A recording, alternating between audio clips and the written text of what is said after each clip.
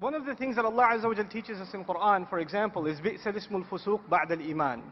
Even a filthy word, a corrupt word, is terrible once you have faith. Allah has blessed a human being with this tongue, with the ability to communicate. That's a gift from Allah. And we honor that gift by using this tongue for things that are noble. By speaking the truth, by speaking for justice, by not wasting and squandering this gift that Allah has given us. Now, when we speak to each other and we say hurtful things, it lasts in that moment. But when you put an absurd and obnoxious and arrogant comment online and you become one of those trolls that say ridiculous things under videos or under blog posts, etc., etc., every time someone hears your inappropriate comments, it's going to be a debit for you. Because every time evil has increased, something bad has increased in the world, someone else has been exposed to evil because of your words, you're responsible. So in that sense, putting stuff up online, you need to be a lot more careful than you are actually in person. Because in person, that conversation died immediately. So its sinful impact, maybe you're only accountable for it for that one moment. But when you put something up online, it's going to be visited and revisited and revisited and relived. And for every one of those occasions, you are answerable and I'm answerable. So we have to be careful about that from a spiritual point of view. The next thing I want to talk about is just, Allah Azza wa Jalla, He gives us certain social principles. Those principles, they applied in a society in Medina, and they apply in the United States in 2011, and they will apply 50 years from now. The ethical principles are universal and they're timeless. And some of those principles are things like not making fun of others. لا يسخر قوم من قوم عسى أن يكونوا خيرا منهم ولا نساء من نساء عسى أن يكون خيرا منهن. Don't make fun of each other.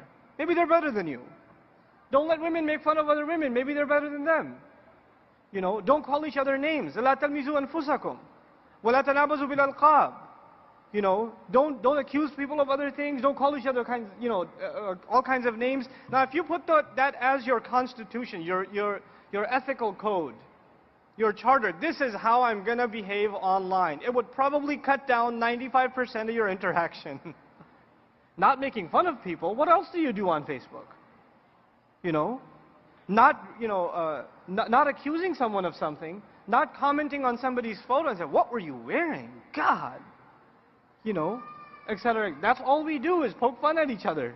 That's 90% of the interaction. That's kind of the reason I got off of it, because all I was getting was just ridiculous stuff. But I've been remotivated to jump in again. Jazakallahu khairan.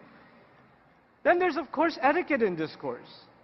When the Messenger sallallahu alaihi wasallam would hear the most obnoxious speech, Allah Azza wa Jalla had taught him etiquette.